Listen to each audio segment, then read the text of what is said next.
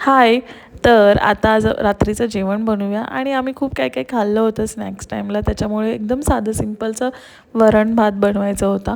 तर आपण जेवण बनवता बनवता गप्पा मारूया. मला एक प्रश्न विचारायचा आहे की जर म्हणजे मुलगा असला आणि आपलं आयुष्य जर बरबाद असेल, तर मग आपण सुखी तरी पण सुखी असतो का?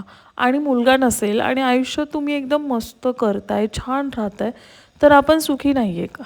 म्हणजे लोकांना का असं वाटतं की ह्यांच्याकडे मुलगा नाही आहे म्हणून हे दुःखी आहेत, पण लोकांना दाखवण्यासाठी जगतायत, असं का आहे?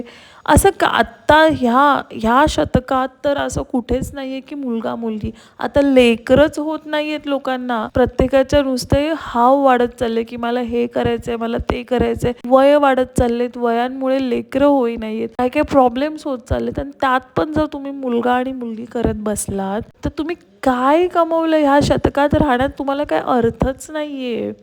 तुम्हाला हे पटतंय का मला सांगा? काय म्हणजे मला ना ते जे असे लोकांकडे बघून एक माझं आहे रिलेटिव्हजमध्ये ते म्हणतात की आम्ही चांगली कर्म केली म्हणून आम्हाला मुलगा झाला. ओ गॉड! म्हणजे मी असं ऐकलं ना तेव्हा मला असं वाटलं की काय हे?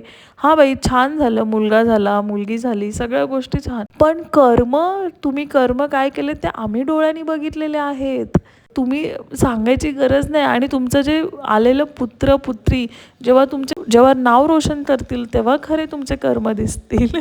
तर चला पुढच्या व्लॉगमध्ये आपण काहीतरी वेगळ्या अजून गप्पा मारूया. कमेंट करा.